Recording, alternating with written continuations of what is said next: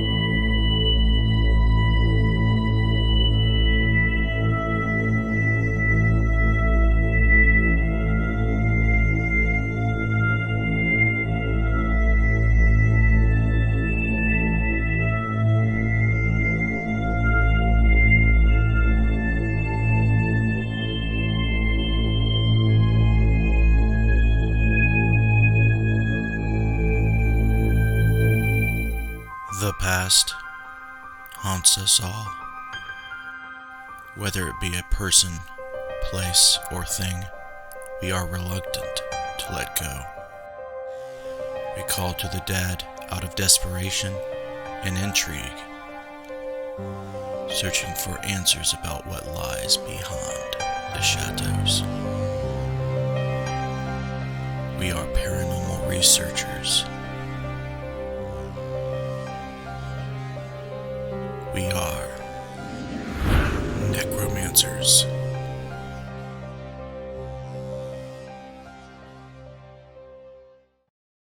Hello, and welcome to the Necromancer live show. I'm your host, Justin Brown, and we are back with all new guests. It is very exciting. I went out there and I went and found some interesting people to talk to for the show. I know we had been doing some just paranormal researchers and paranormal authors, but I was using another service and I've got in contact with some very interesting folks while doing so.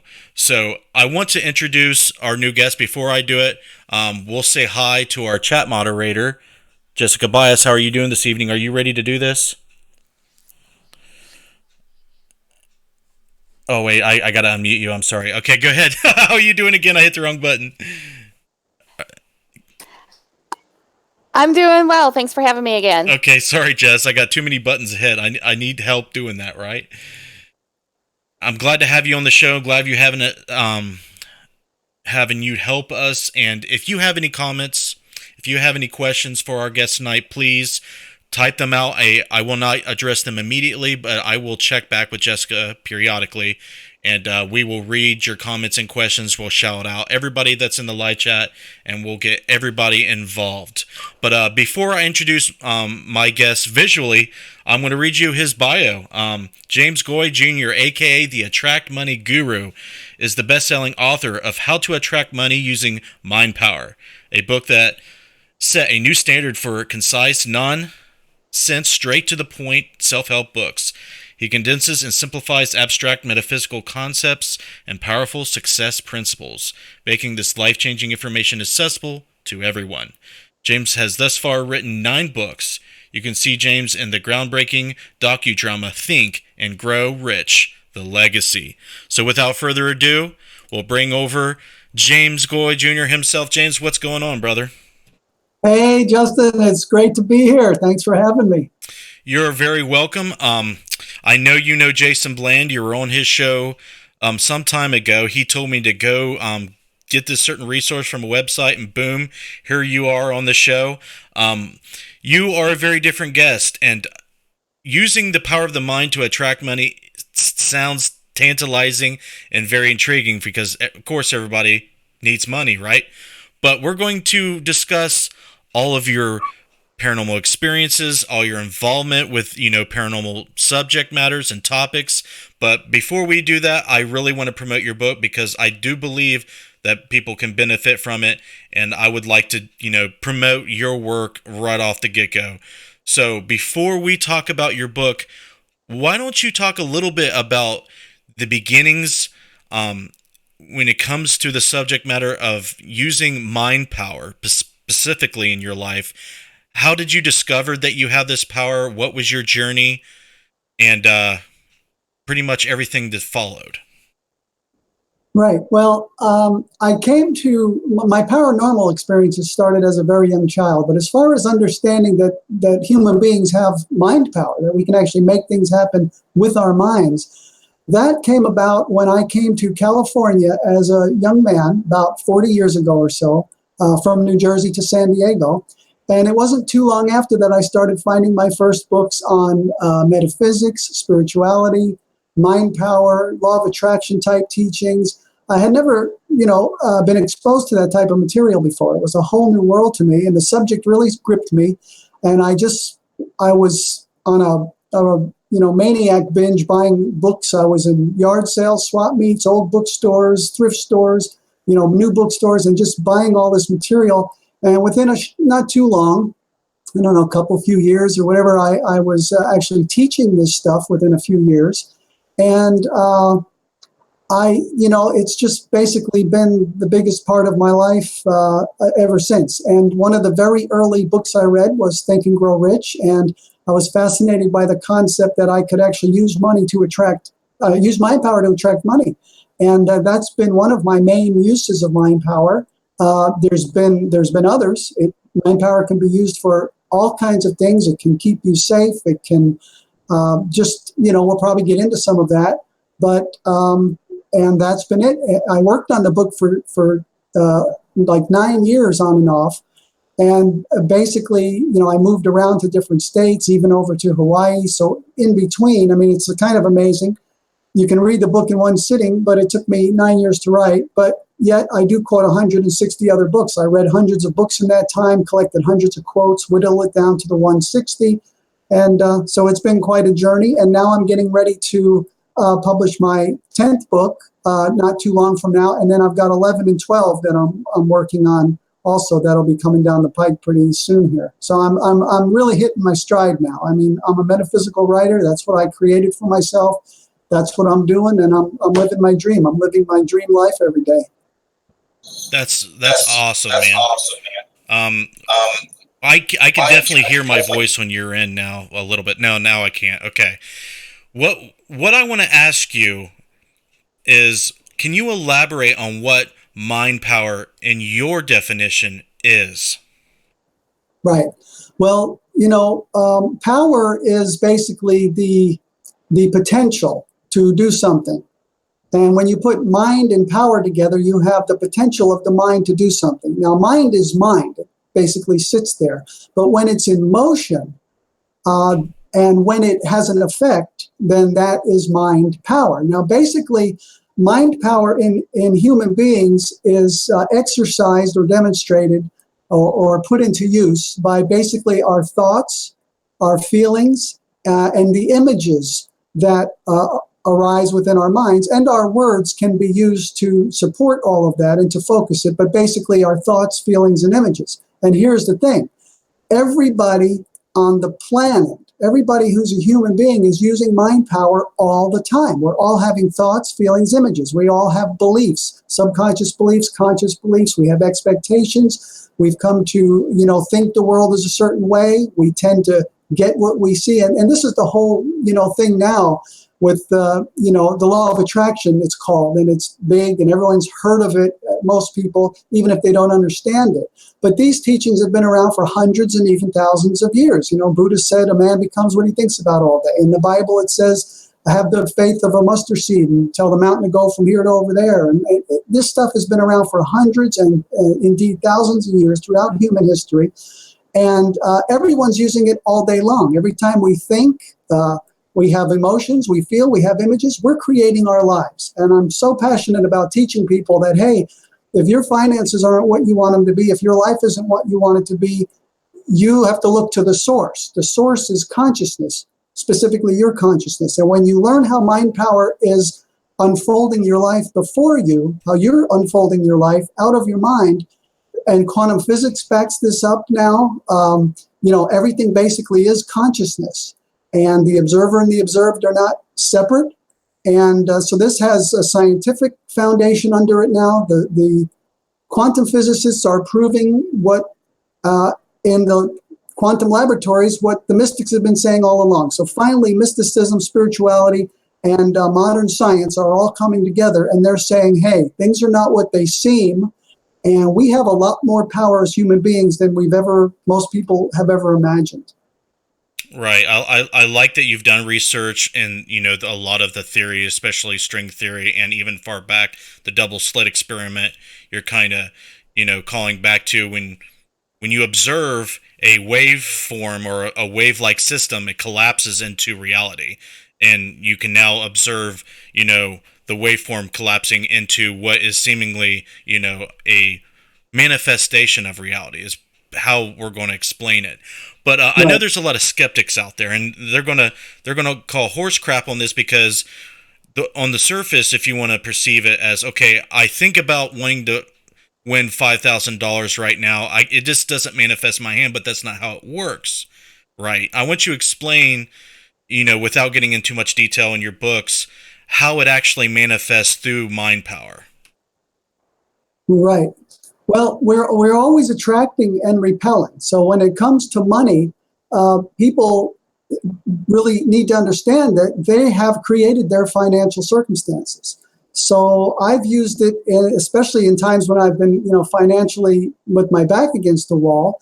And it's basically, you need to develop the belief because like all the old spiritual teachings and traditions and religions and everybody, psychologists, William James, everyone has known this stuff.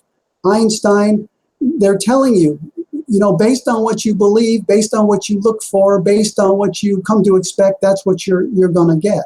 And I can look at any of those people who are naysayers and I can just study them for a few days, hang around with them, listen to what they say, and then look at their lives and see that they're basically the way they think and feel and speak is exactly what their life is. And they'll say, well, of course, that's why I talk like that. That's because that's how it is. But what the metaphysician and the quantum physicist understand is, no, it's not that you're not speaking about it, reporting what's happening. You're creating what's happening. It is that way because of your beliefs and your expectancies, the words you speak, and on and on.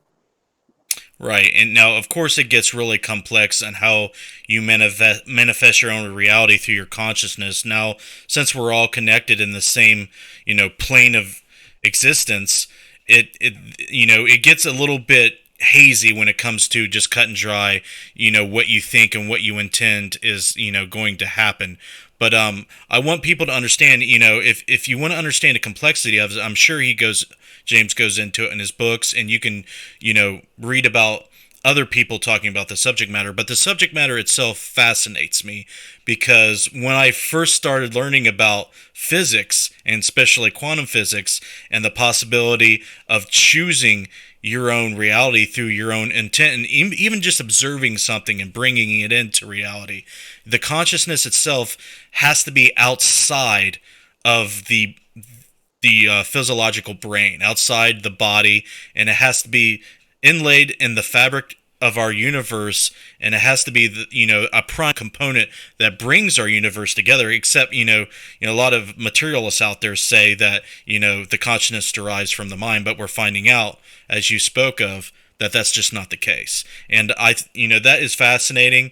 And I would like to know a little bit about how you first you started learning about this in California, as you said, when you moved there. This almost sounds like a calling. It kind of exceeds a little bit of an interest and a way of life. Do you feel like this has been a calling for you? Yes, it's a calling. I would call it my right livelihood, which is a subject I cover in my main book. And that's, the subjects that grip us, that hold us, the things we're naturally good at. I have, an aptitude for writing, our interests, and just the things that everyone has something that they can do, something that they should do, something that they're here to do, something they can do better than anyone else. And here's the thing I found is that the universe wants us to do that.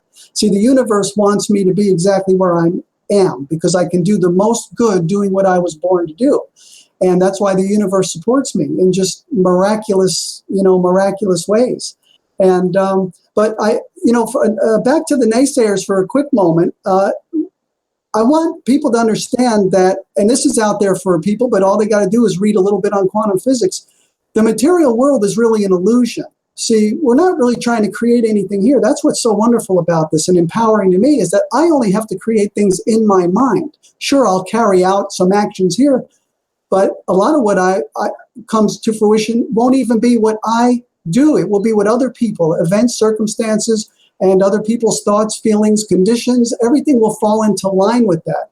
And that's because this is a world of illusion. Now, from quantum physics now and modern science, we know that there is nothing solid. You talked about the waveforms collapsing into reality. There is only waveforms. We used to think that particles and molecules, there was something solid there. No, if you look deep enough, there's absolutely nothing solid to it. There is pure potential, waveforms, basically energy and consciousness. And we dictate, the observer dictates by how we observe exactly what those waveforms are going to collapse into. This is no longer debatable. This is pure cutting edge science. But it's the same things the mystics have been preaching for thousands of years.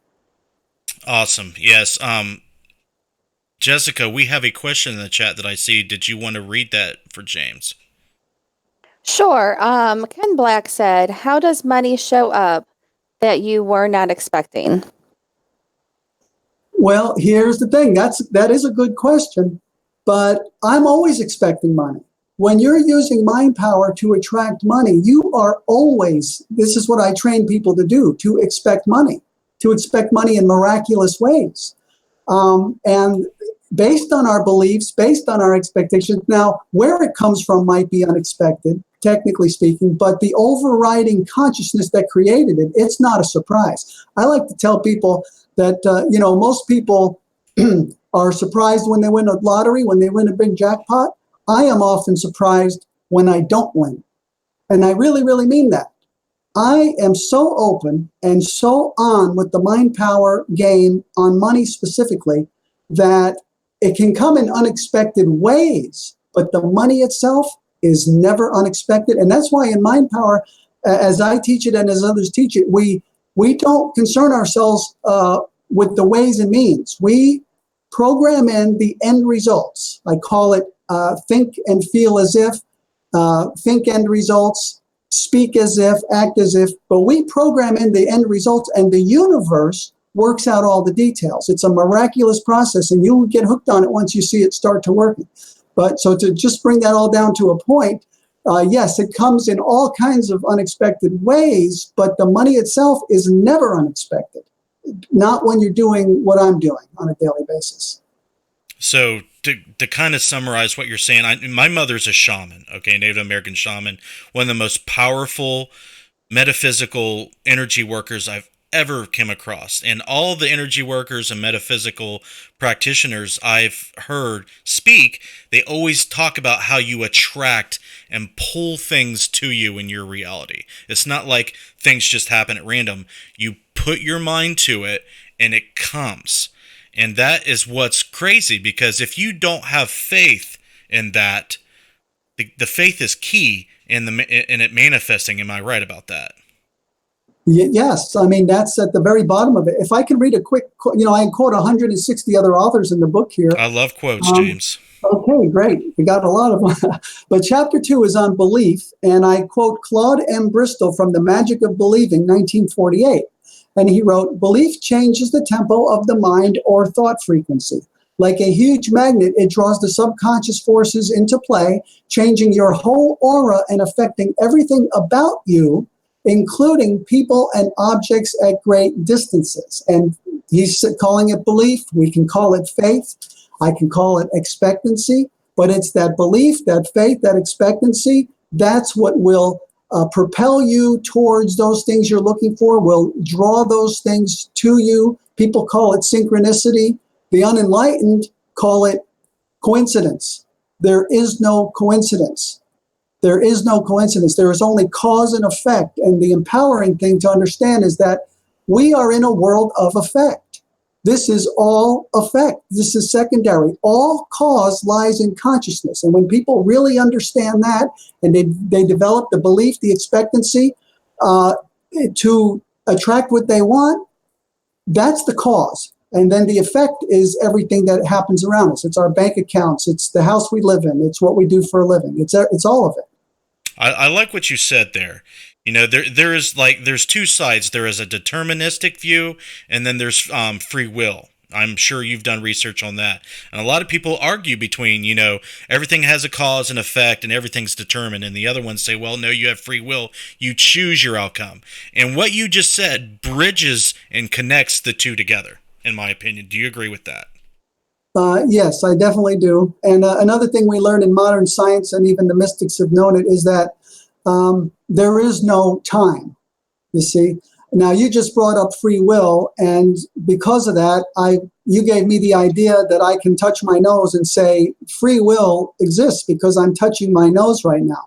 But I also have noticed in my life that things they almost like you're going through the motions, like everything has already happened.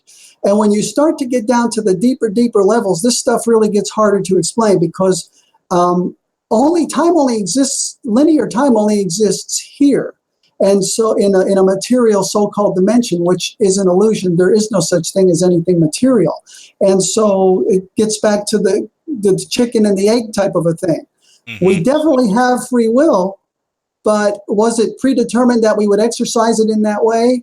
Some people would argue one way or the other, but when we understand, we start to look at quantum physics and the collapsing of the waveforms, we understand that, there's something happening in the moment, even though the moment is all there is. And there's also the concept that when you're trying to make a decision, do I want to be a doctor? Do I want to be a lawyer? That both of those split off. It's parallel universes. I actually visited in an out-of-body experience a parallel universe that I live in, that I didn't know I had another, a life, a woman and a house and all of this stuff. So it's much, much deeper than people think. I cover it even to a greater extent than How to Attract Money Using Mind Power in some of my other books. And by the way, I never hold anything back. Whatever's on my mind, whatever's in my books, I'll share it just, in the moment. I'm just all about giving that message because people need to, this is life-changing stuff, and I'm passionate about passing it on. Right on. I love that. Before we get to Ken Black has a few more questions. Einstein's probably my favorite person to quote. Okay, he's got a lot of good ones, right? So one of my favorite one, and it's right on target with what we're talking about. Concerning matter, we have all been wrong. What we have called matter is energy, whose vibration has been so lowered to be perceptible by the senses. There is no matter, and that's Albert Einstein. And if you read that and just understand that, and you can just come to grips with all this being illusionary and just being a lower vibration, you will begin to understand that higher vibrational realities you can explore. Now, the mind can be very I don't know what's the term, very stubborn, okay? And it can trap you in this vibration. But if you can, maybe through James Goi's books, help you break through. And I've had that problem my whole life. And I find myself breaking through more and more. And it is enlightening, and it is a much better place to be in. But Jess, let's read Ken's questions and let James respond to them, please. Absolutely. The first one is how much does giving anonymously to the poor work to bring us money? Was the question, how does giving anonymously to the poor? Yes. Correct. Right. Okay. Yeah. Giving is a very important process, part of the process as I teach it. Also, radiating, I call it radiating financial increase. And we do want to give because number one, it's our duty. I mean, we owe it. We're attracting from this energy we live in, this thing we call the universe. And so it's on us to help those that are less fortunate. That's number one, in reasonable ways and not to where we're being taken advantage of or anything like that. I like to go by intuition in any decisions like that. But if we don't feel like we have enough to give, then we are blocking the flow because we're affirming that, I have this money, but I might need it for something later. So we're cutting off our constant flow. Money has to flow. I call it the laws of money. And one of them is that money goes where it's given out from. And so, but I also, like in some of my other books, I talk about when you're giving a homeless person, for instance, money, don't give that person, it comes back to what we were just talking about, quantum physics, the observer and the observed, the act of observation, which is a creative act in and of itself. Do not give that homeless person or the needy person or whatever it is money to make up for or try to, heal their lack, to try to address their lack. Give that person money, the dollar, whatever you're going to give them, to increase their prosperity. See that person as already attracting everything that they need and see the act of you giving that person money as indisputable, absolute proof that they are doing exactly just that. And you will help lift that person out of their despair and their poverty and their lack into eventual abundance, if it's possible for them, and in their highest best good. So we want to, yes, we want to help where we see need, but we want to be very careful about how we observe that, how we judge it, because we can make it even more of what it is, or we can help to lift the burden and make it something better simply by how we perceive it, judge it, assess it, however you want to put it. Go on, Jess. Okay, another question from Ken is, in your book you mentioned the first secret of manifesting money is that you already have the money that you want to have. Can you explain further, please? Certainly. He's talking about another book, actually, 10 Metaphysical Secrets of Manifesting Money. And so I'm going to open up to that. And that is secret one, that you already have it. I'll read a little bit from the book here just briefly. If you have conceived it, then it is already yours. It exists now, and it exists now for you. By the simple act of understanding and embracing this liberating concept, you will be much closer to realizing your financial aspirations. You will be much closer to manifesting the money you want to manifest. Now this is grounded in not only metaphysics, but quantum physics. And that is, we've already been talking about it. The money that you want, secret one is that you already have it. The first metaphysical secret of manifesting money is that you already have the money you want to have.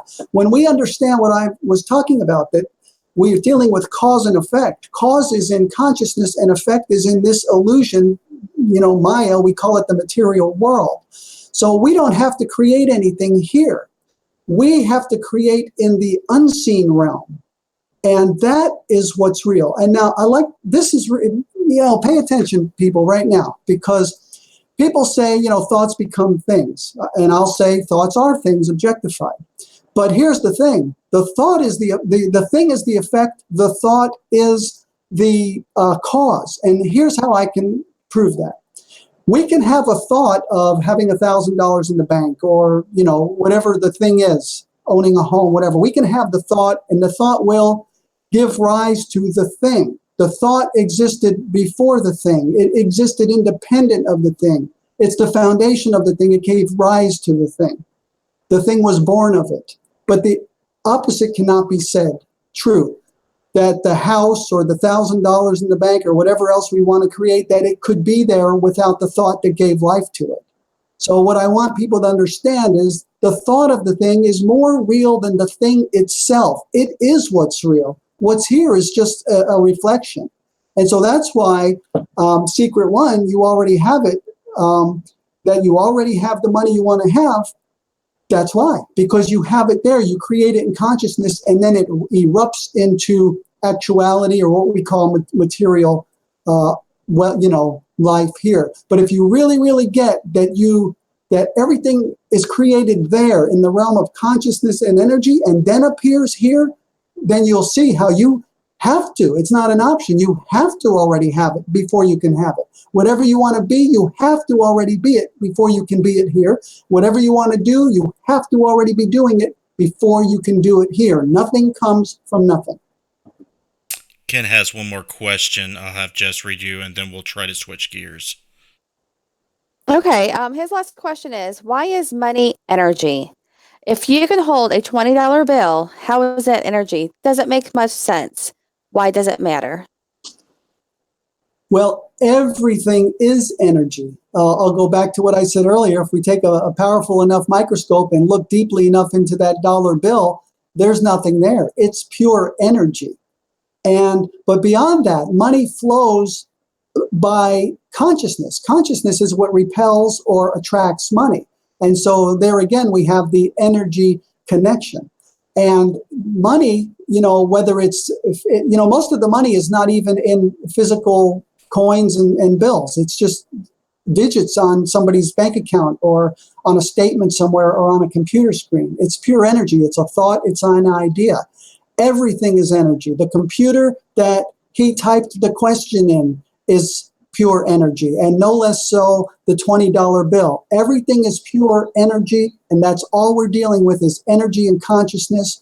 The dollar bill is the 20 only feels real or solid because we are in a vibration that's real and solid to it.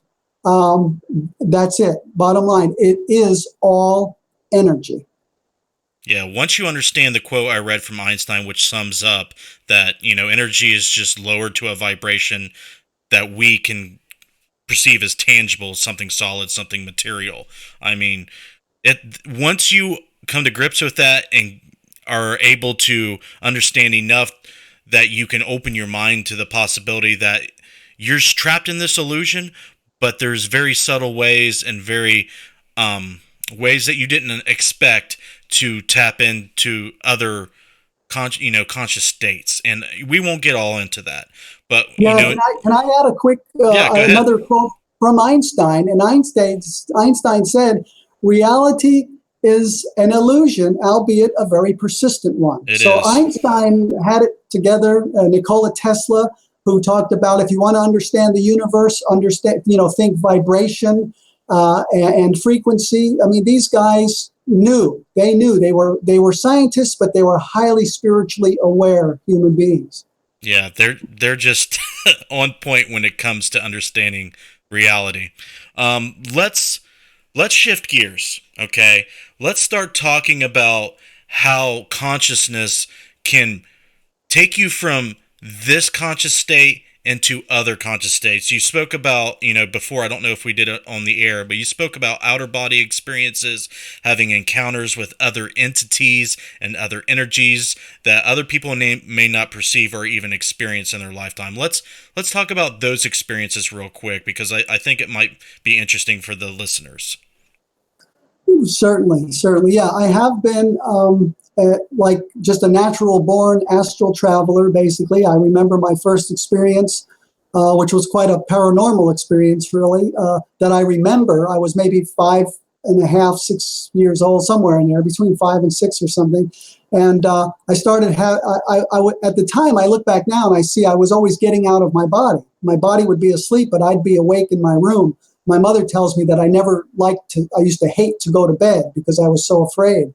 But one night I had this dream where the old Italian lady from across the street was sitting in a rocking chair in my room, and she was rocking back and forth, and she looked really evil, and she started heckling like a witch. And anyway, it went on, and the wind started blowing, and she started howling like a banshee, and her chair spun around and went through the ceiling. I had that same exact experience, out-of-body experience, with that woman in my room for several days, the same exact experience. And then one morning, my mother came and told me that so-and-so, the old lady from across the street, died last night.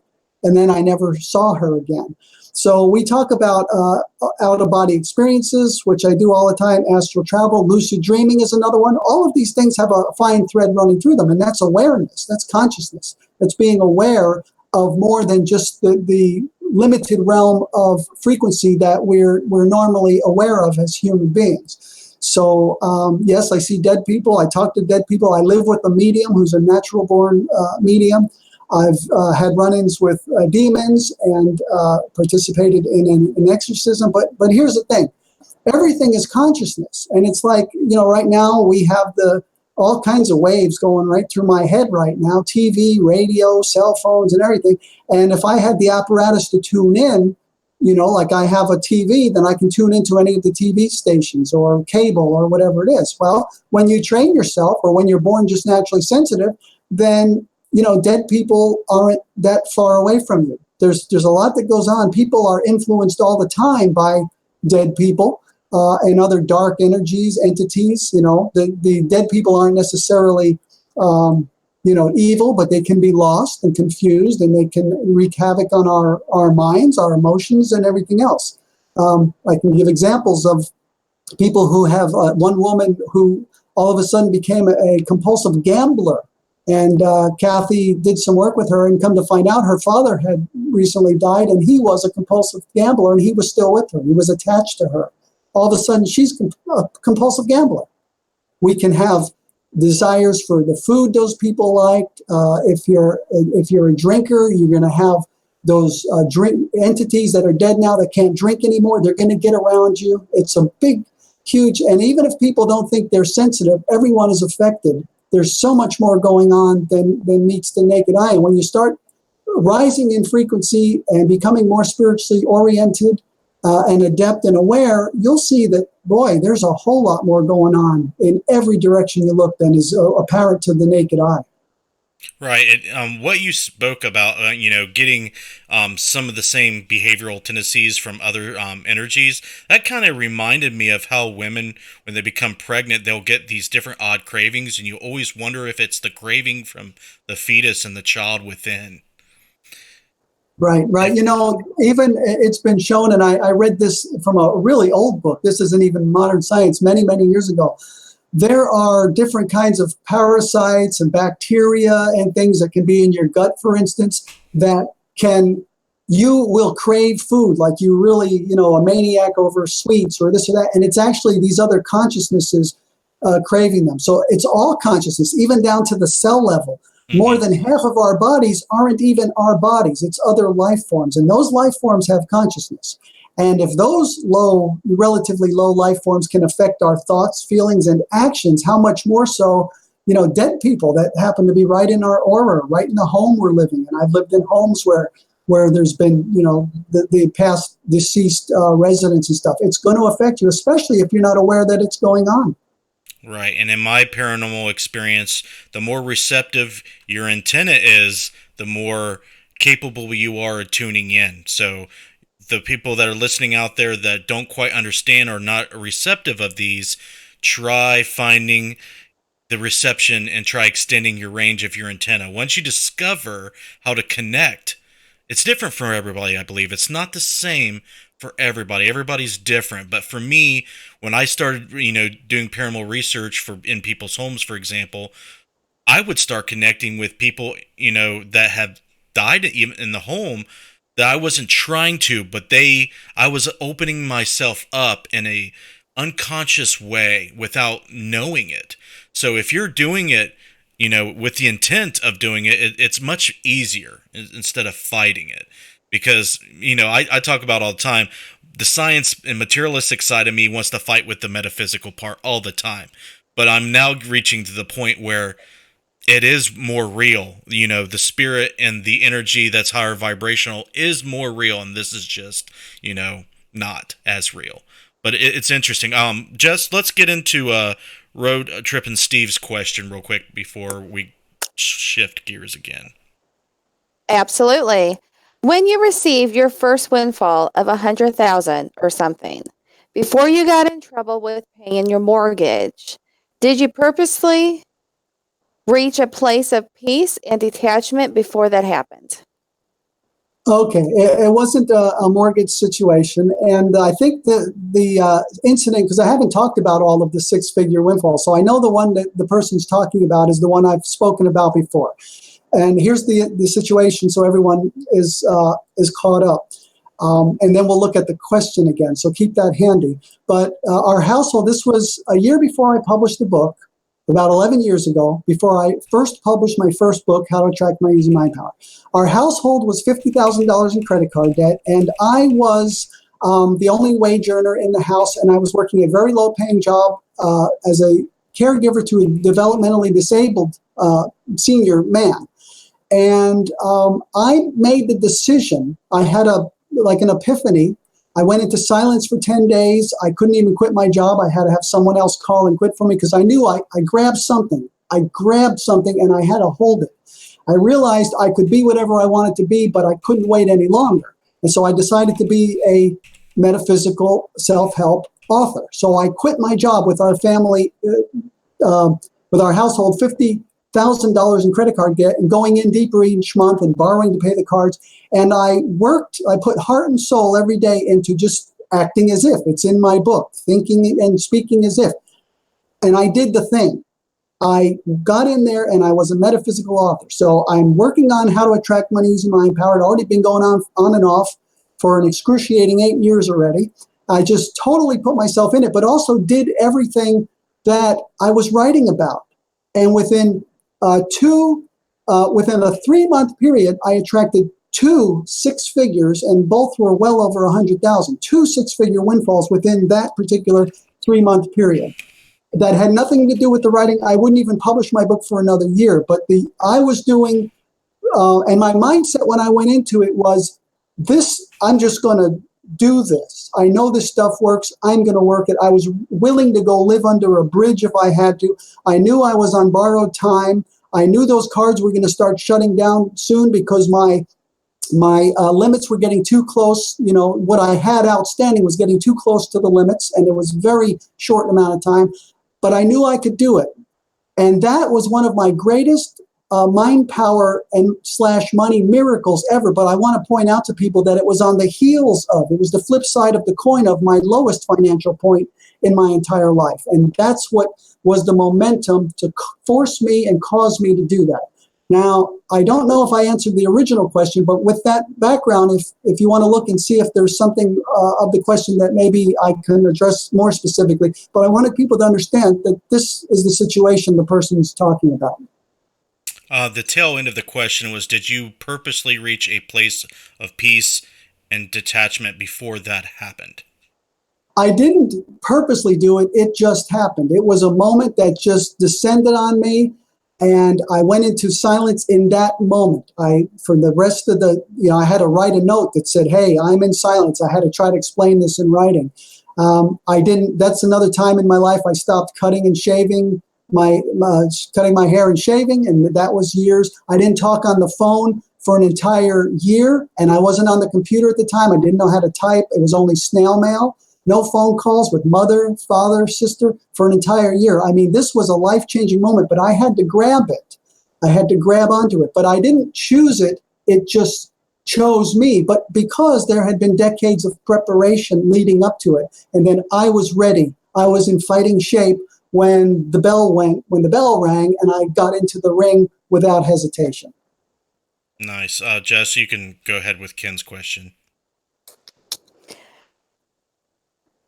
Yes, Road Trip and Steve said that you did answer. He says, thanks for the details on that. Ken also said, why do you think cause financial self-sabotage?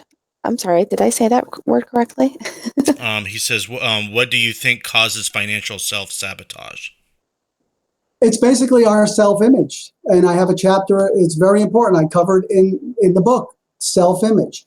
We need to develop, our self-image is basically what? Belief and expectancy. It's what we believe about ourselves. It's how we see ourselves, the image we have of ourselves. And we can't perform or have or receive beyond that. So we want to create the self-image of not only a person who can attract money or access money, but here's the big one, and here's where self-sabotage is addressed, of a person deserving to have that, because we've all got programs in us from childhood or wherever, childhood on, that tell us we're less than all, we're less than ideal, we're flawed, we don't deserve too much good. And so that's why the self-sabotage comes in, and that's why it's really important. The mind power techniques I teach are so powerful that you can attract money even without improving your self-image, but it's going to be haphazard. It's going to be hard to hold on to it, because that's why most people who win the lottery lose all of their money within a few short years, like 3 to 5 years or something. Their self-image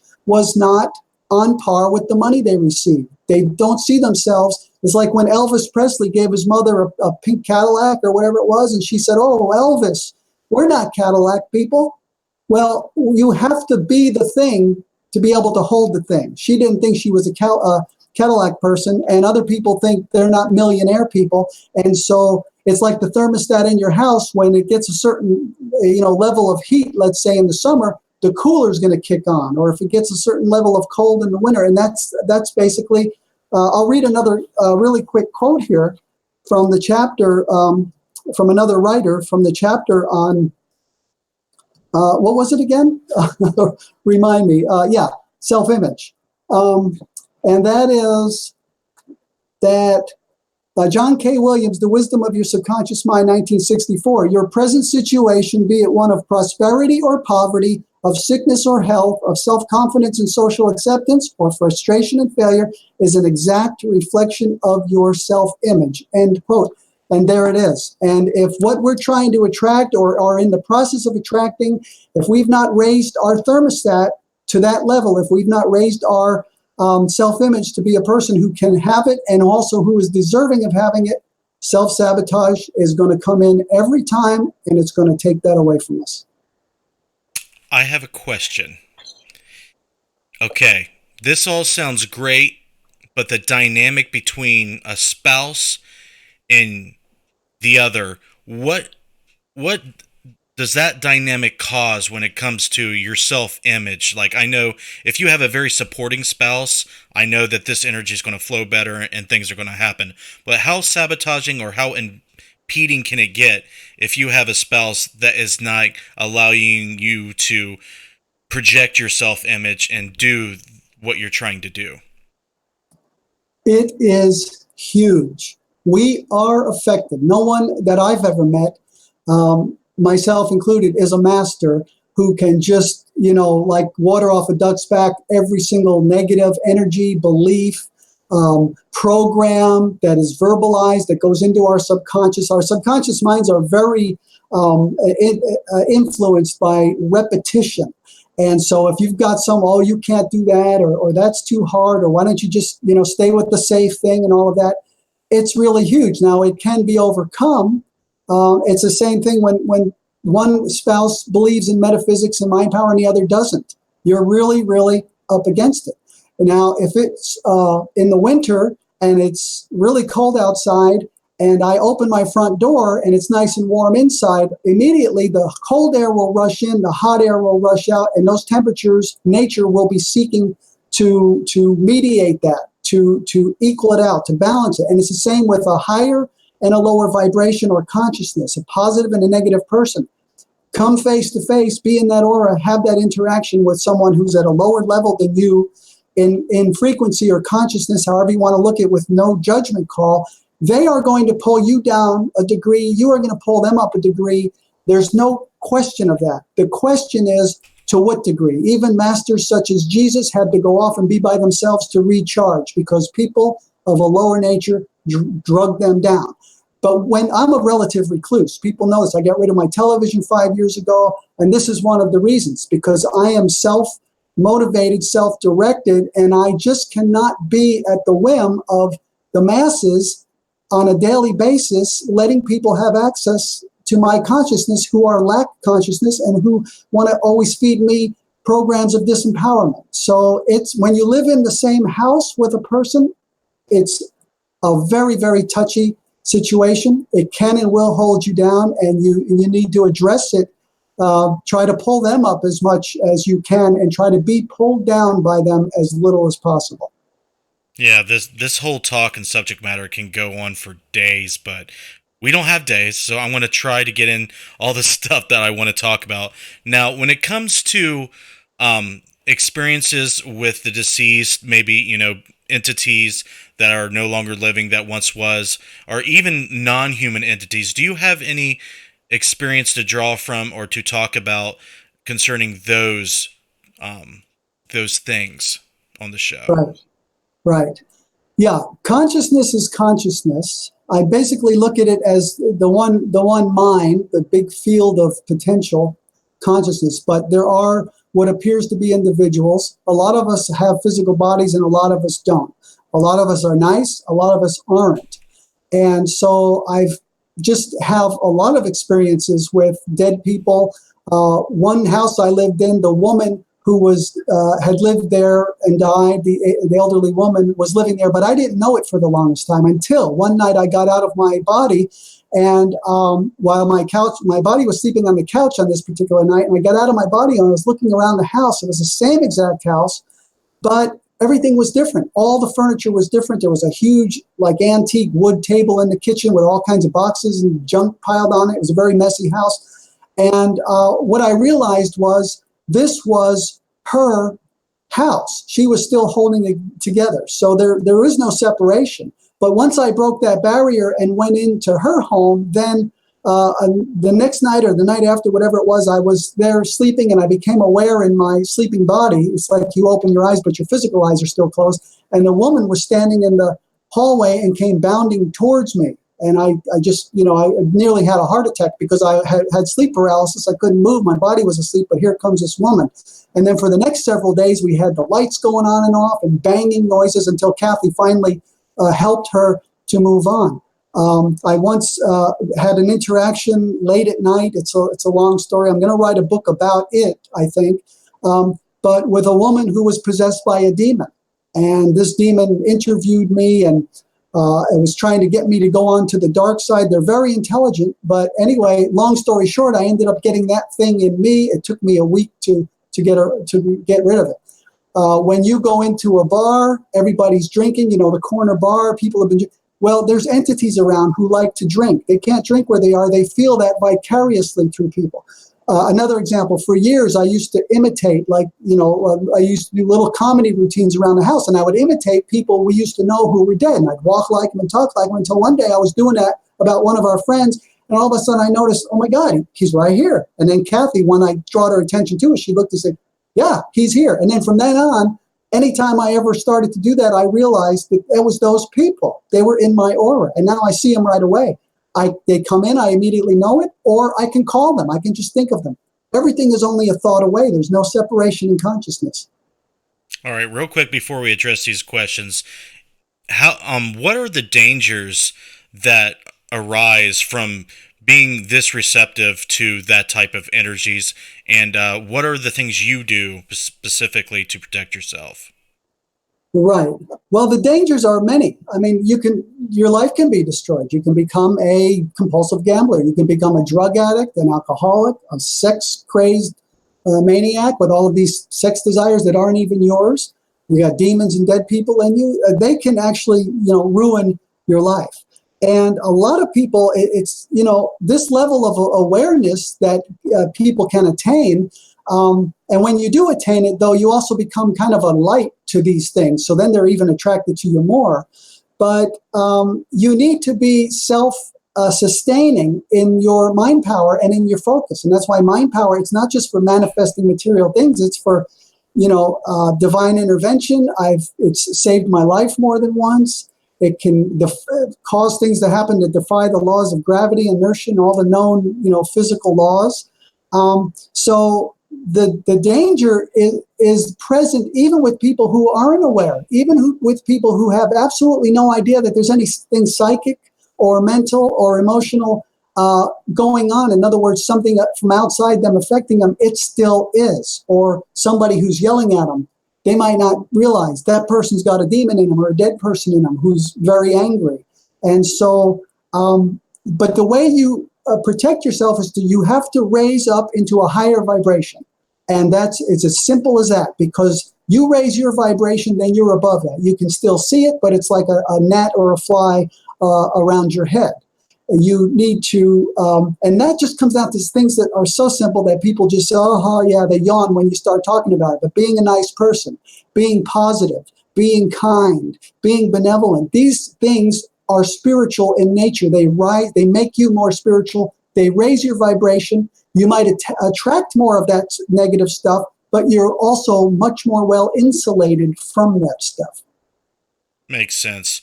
I also like to think that kind of like your immune system, your body builds immunities to certain types of bacteria and viruses and everything. I think that your energy and aura tends to do the same thing when you come into proximity or contact with things that could do you harm. Do you believe that that's true? That's a good analogy. It's definitely true. I never thought of it that way. I never heard it put that way, but that is definitely true. I think it was before the show when we were talking briefly, and I told you, well, I mentioned on the show about my run-in with the demon that lasted a week, where I actually almost committed suicide. I had a 12-gauge shotgun under my chin with my finger on the thing. This thing wanted me dead. But sometime after that, when Kathy and I were living in Sedona, Arizona, we were able to help a woman who had a demon with her, who had actually physically pushed her in front of a bus the day before. The bus didn't hit her, but off of a curb. I was able to help her because of what I had been through. I was able to participate in the exorcism in the way I did, holding the demon in my aura, basically. And so everything makes us stronger. And yes, our spiritual, psychic, immune system, whatever doesn't kill us makes us stronger. It's just as true as far as psychic and spiritual as it is with physical. Yeah, that's very interesting. Jess, let's get to these questions. I know that there's several. Jess, are you with us? Yes, I'm just looking. Okay. Had one, what about a spouse that spends more than you can make? What's your thoughts on that? My thoughts on that are that's a big problem. And if you're the one making it, I don't know if you're the woman or the man, but you gotta, certain times you just have to lay down the law. I mean, you got to make the money inaccessible, especially if it's being spent on things that are, one of my 5 laws of money, as I call them, is that money goes where it's respected, and wasting money is not respecting money. You want to be able to attract money. And so again, when it's in your own household and there's a difference of opinion and activity and behavior, it's a big thing, but it's got to be addressed one way or the other, or you just quietly suffer the consequences. Okay, there was another one. It says, James, what can you say about how or why it takes so long to manifest money? Well, does it take long? I attracted 2 6-figure windfalls within a 3-month period. I got out of $10,000 in credit card debt, maybe 30, 35 years ago, when that might have as well been $1 million in 4 to 6 weeks. Took me years to get in that debt. Would you call that long? It doesn't have to take long. The question is the answer. Why does it have to take that long? Because you think it has to take that long. But let me add quickly that in the way I teach it, Mind Power, we are not attached to the clock. We are not attached to the calendar. We want everything in divine order. But if we absolutely create it and we know that it's going to come about, then we want it in the right way. And I tell people, I like to say, when you finally find the light switch and turn on the light, it doesn't matter how dark it was. So it doesn't matter how long it was dark. So don't be attached to that. It doesn't have to take long. Anybody can buy a lottery ticket today and be a multimillionaire, $300 million next week. It doesn't have to take long. It doesn't. But the mental barrier makes it take long. But then again, maybe, especially the larger ones, they will take a while, but it's all in divine order. And if we are emotional about it or attached to it or resisting the waiting, then we're pushing it away. Ken also had a final question I wanted to make sure you read, Jess. Do you think people winning lotteries is just 1 in a 20 million stroke of luck or something else? In Canada, we always have tons of lottery winners, millions of dollars every year. Right. I read a book many years ago. I don't even think it's still in print. It might be, but it was called The Luck of the Draw. And this author studied lottery winners. They're from every, walk of life, educational, orientation, financial background, ethnic, whatever. There was nothing that seemed to tie them all together, except for he made a very telling comment somewhere in the book. And he said, at some point, all of them, or virtually all of them, whatever he said, made some kind of a statement to the effect of, I always kind of felt like I was going to win. And so people ask me, because I do play the lottery. I advocate people play the lottery, not because they might win, because it opens up your consciousness to the fact that you might. And then it opens up all kinds of ways. But I like to tell people that, I think I forgot what I like to tell people. But can you tell me that question real quick again? And I think I'll be able to get that back. Okay, yeah, give me 1 second. I just had something. What he asked was, do you think people winning lotteries is just a 1 in 20 million stroke of luck or something else? In Canada, we always have tons of lottery winners, millions of dollars every year. Right. And so I just gave an example of these people that they all basically said, I kind of felt like I would win. So when people say to me, oh my God, do you know what the chances are of you actually winning the lottery? And what I tell them is, yeah, a lot better than most people's. A lot better than most people's. And does that mean I'll win? Maybe not. Maybe I'll just keep getting six-figure windfalls from other sources. It's not about the odds. It's about the mind. I like to tell people it's not about the markets. It's about the mind. It's not about the economy. It's about consciousness. It's not about the odds of the lottery. It's about your mindset. I used to many years ago, I worked in a place. I remember this one fella, he used to buy lottery tickets. He told me one time, well, I know I'll never win, but what's it hurt? It's only $1. But he knows he never win. I would bet good money he still hasn't won. Quote me now, folks. Only justice is blind, not faith, not intent. Okay? That's never blind. Derek had a question. You want to go ahead and read his question? Sure. What about a lottery pool at work? Does everyone have to be in the same mindset to win? No, absolutely not. It's impossible. Everyone is in a different level, a different mindset. Now, people with a powerful mindset within the group can definitely influence the outcome, I believe, but it absolutely doesn't matter. But I would advise anyone who does play a pool at work or something to also buy their own lottery ticket.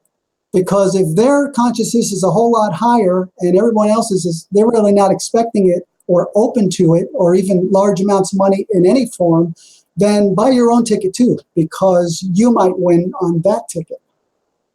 That's right. And what's interesting about what you're saying about, your mindset, if you're going to win or not, my wife likes to watch this lady do live streams about opening pearls, live in front of people. And, you can enter a chance to win. So she won a pearl and she told me she knew she was going to win. Like she had a gut feeling. And, that just tells me if you have, a gut feeling and that belief that it's just going to help your chances and odds in doing so. And I believe that strongly. I mean, a lot of your stuff you've been saying, my mom's been telling me for years. And I'm telling you what, folks, I'm a big advocate of science, objectivity, but there is so much stuff out there that we can learn from things that are unexplainable by science at this moment. Okay? If you get anything out of this podcast tonight, you have to realize that the paranormal is probably more real than the normal. Okay? So, real quick, we'll extend the show just a little bit more. James, talk about the book that you have out currently, how they can get a hold of it. I know I have the link to the Amazon link in the description, and I also have your website in the description, but tell people how they can follow your work, how they can purchase your books and learn about other books that you have out and the ones that are coming up. Right. Okay. So my main book is How to Attract Money Using Mind Power. It's a great book for people to start with because it deals with techniques that work, metaphysical techniques for attracting money. But I recommend people go to my website, JamesGoijr.com, JamesGoiJr.com. And when they go there, they can sign up for my free monthly Mind Power and Money e-zine, which is a great resource where I write about these subjects every month.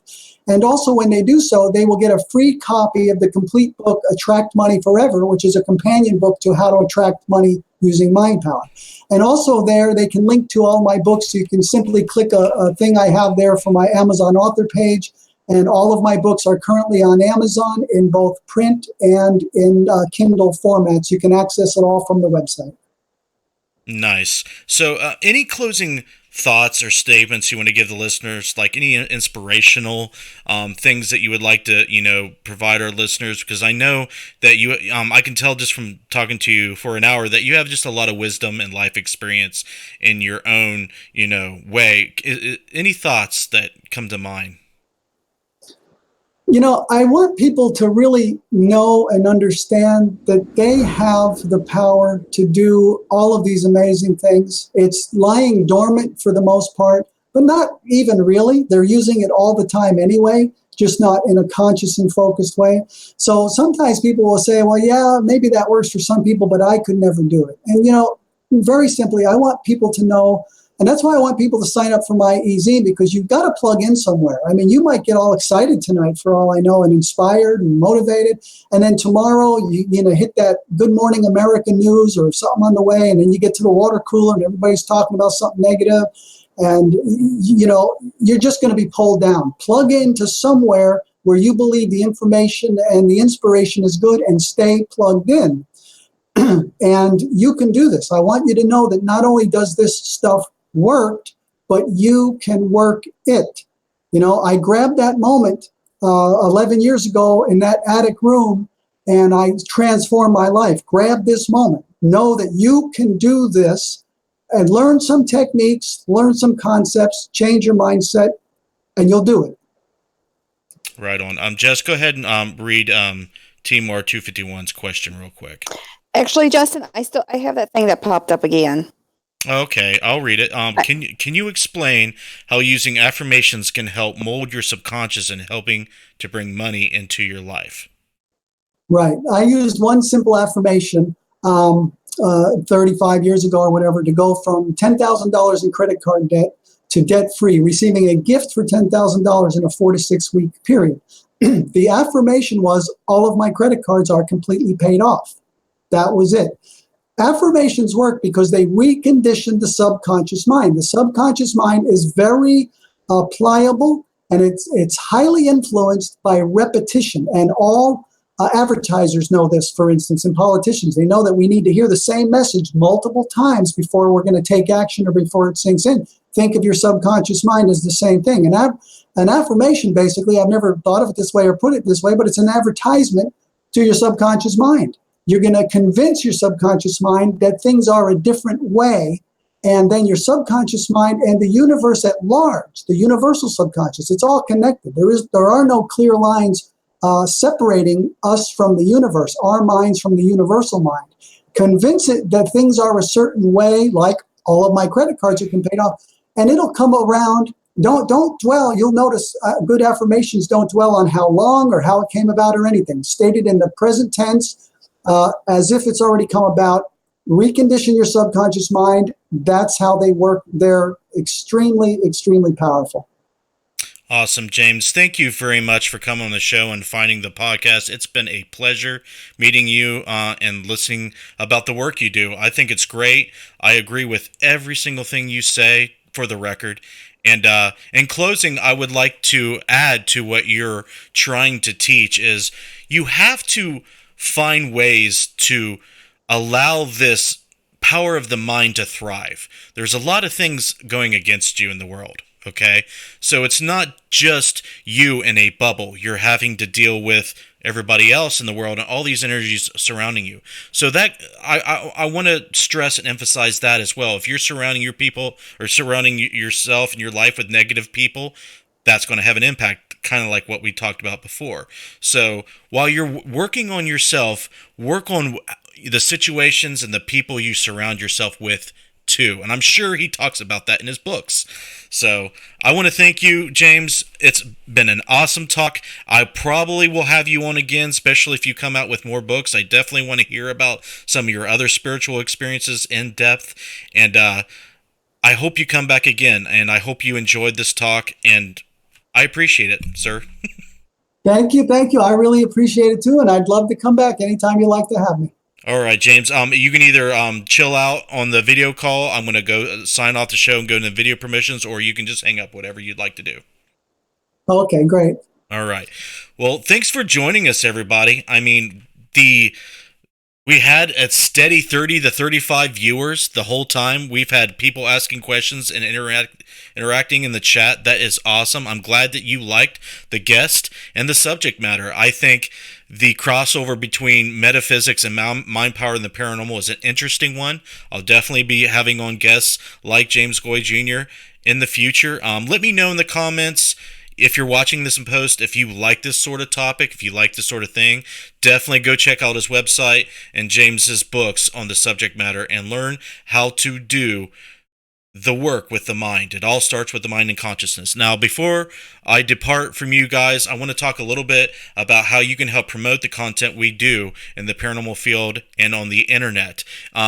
They disabled my super chats for the live show, so the only support financially we can get is through patreon.com. So if you are interested in supporting us further outside of subscribing to the channel and watching and liking and so forth, you can do so. Even just $1 a month on Patreon can help bring this content and make sure it continues and grows and becomes better. We do all types of paranormal work when it just comes down to talking to people that do their own spiritual, metaphysical, and paranormal work, to actually driving science to the point where it can understand the paranormal. We want to remove the para from the paranormal, so we apply a lot of science to it, and we're trying to bridge the gap. So if you're interested in helping us do that, patreon.com/support interface death. The link is in the description to do so. We shout out all of our patrons. Without these names on the screen, we cannot continue to do this work. Matt Benton, Clay Borman, Matthew Jackson, R.J. Murphy has been supporting all year long, and we appreciate them. There are rewards and incentives to becoming a patron that you can learn about if you go to the site. So please consider that. So, guys, stick around for some video promotions. I love you all. You're in my heart. We will have a show next week. I don't know what the guest will be, but I'll try to have one. But follow Necromancer Live Show on Facebook. The link's in the description to find out what future guests are. And I will see you on the next one. You guys have a good one and take care.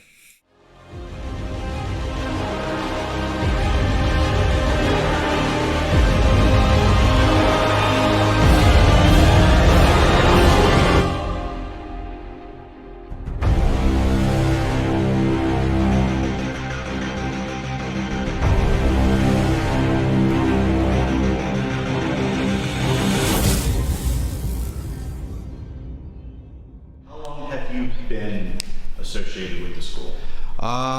We got the school in March of 2017, so about